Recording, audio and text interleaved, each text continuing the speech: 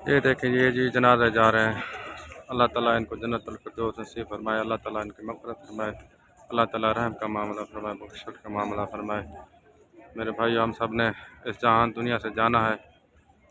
कोशिश करें वो काम ना करें जो अल्लाह को नापसंद हो, वो काम करें जो अल्लाह और अल्लाह के हबीब को पसंद करने वाले, खुश करने वाले। कोशिश करें, दुनिया में हम सब मुसाफिर हैं, हम सब ने जाना है इस दुनिया को छोड़ के। आखिरत की तैयारी करें। अल्लाह ताला मुझे और आपको ईमान के साथ ज़िंदगी गुजारने की तौफ़ीक़ अता फरमाए और ईमान के साथ मौत अता फरमाए।